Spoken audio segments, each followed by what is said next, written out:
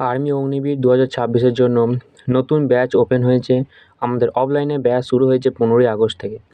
প্রথম ব্যাচটা আমি শুরু করতে পারিনি বোর্ডের মাধ্যমে, কারণ সেখানে বোর্ডটা আমাদের ভালো করে সেটিং হয় নাই। সেই জন্য আমি সেখানে বোর্ডের মাধ্যমে এটি করাতে পারিনি। তো আমি তোমাদের প্রথমে যে ক্লাসটি করিয়েছি সেই ক্লাসটি হলো, প্রথমে আমি তোমাদের সিলেবাস দেখিয়েছি, তারপরে তোমাদের নাম্বার সিস্টেম এই যে টপিকটা রয়েছে সেটা কিন্তু আমি শুরু করে দিয়েছি। তো যে বন্ধুরা এখনও পর্যন্ত অফলাইনে ভর্তি হতে চাও অতি অবশ্যই কিন্তু আমাদের সঙ্গে যোগাযোগ করো, এবং অফলাইনে ভর্তি হয়ে তোমার সপ্তাহে 3 দিন ক্লাস চলবে, সমস্ত বিষয় তোমাদের করানো হবে। দেখো, আমরা তো আলোচনা করব যে আমাদের ম্যাথ সিলেবাস আছে সেই ম্যাথ সিলেবাসের বিষয়ে। প্রথম 1 নম্বর রয়েছে সংখ্যা পদ্ধতি বা নাম্বার সিস্টেম, তারপর রয়েছে বর্গ ও বর্গমূল, ঘন ও ঘনমূল, ঠিক আছে, অনুপাত ও সমানুপাত, লসাগু ও গসাগু, এজ বা বয়স, গড় বা এভারেজ, শতকরা বা পার্সেন্টেজ, সরলীকরণ বা সিম্পলিফিকেশন, লাভ ক্ষতি বা প্রফিট অ্যান্ড লস, সরল ও চক্রবৃদ্ধি সুদ, সিম্পল ইন্টারেস্ট ও কম্পাউন্ড ইন্টারেস্ট, সময় ও কার্য, টাইম অ্যান্ড ওয়ার্ক, গতি, সময়, দূরত্ব, স্পিড, টাইম অ্যান্ড ডিস্টেন্স, ট্রেনের অঙ্ক, ট্রেন সম্পর্কে যে অঙ্কগুলো রয়েছে সেই অঙ্ক, তারপরে ক্ষেত্রফল ও পরিসীমা, এরিয়া অ্যান্ড পেরিমিটার, আয়তন বা ভলিউম। এই হলো আমাদের 15টা টপিক। এই 15টা টপিক থেকে আমাদের সমস্ত বিষয় কিন্তু কভার হয়ে যাবে। এই 15টা টপিক যদি আমরা ভালো করে করতে পারি অতি অবশ্যই কিন্তু তুমি ভালো স্কোর করে আসতে পারবে।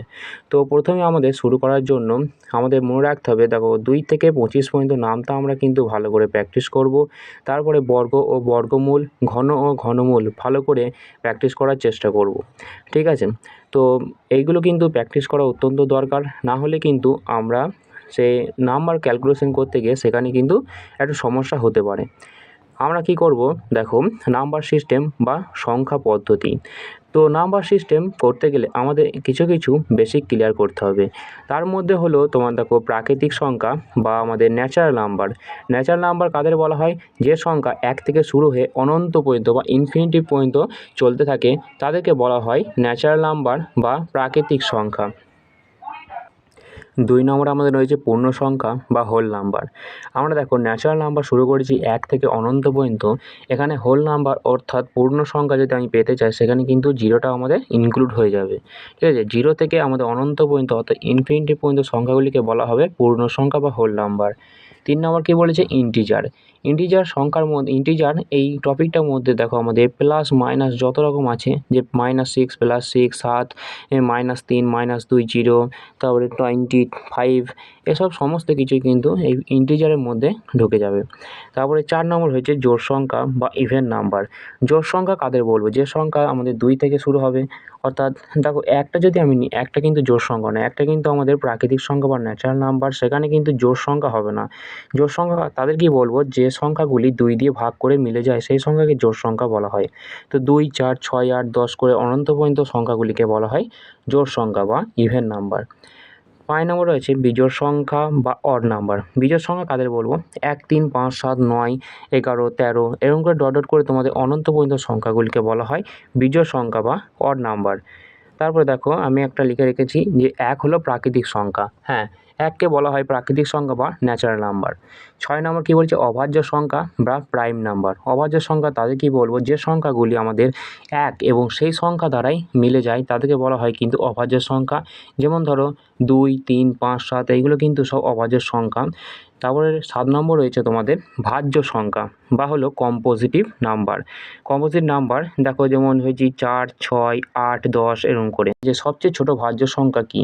তোমাদের উত্তর তখন হয়ে যাবে 4। এভাবেই কিন্তু আমাদের করতে হবে। 8 নম্বর বলেছে মূলদ সংখ্যা বা রেশনাল নাম্বার। যে সংখ্যাকে p/q আকারে প্রকাশ করা যায় এবং যেখানে q ≠ 0 তার মান, তাকে বলা হয় আমাদের তোমার মূলদ সংখ্যা। মূলদ সংখ্যা কোনগুলো?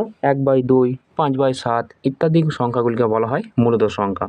অমূলদ সংখ্যা কাকে বলে? দেখো √3 √5 √7 √5, তারপরে তোমার 2 আসতে পারে, এই সমস্ত সংখ্যাগুলিকে অমূলদ সংখ্যা বলা হয় বা ইরেশনাল নাম্বার।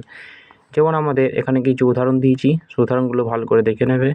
এবং একক বা ইউনিট নাম্বার কাদের বলবো। দেখো, একক, দশক, শতক, হাজার এই সমস্ত বিষয় কিন্তু আমার ছোটো থেকেই জানা রয়েছে। তো এককের ঘরে যেগুলি সংখ্যা থাকে তাকে বলা হয় ইউনিট ডিজিট। আমি যেহেতু এখানে করাচ্ছি তাই ভালো করে না বুঝতে পারো, যে সমস্ত ছাত্ররা বুঝতে পারবে না তারা অতি অবশ্যই কিন্তু কমেন্টে জানাবে এবং তোমাদের আবারও বুঝিয়ে দেওয়া হবে বোর্ডের মাধ্যমে। তো এখন আপাতত দেখে নেওয়ার চেষ্টা করো।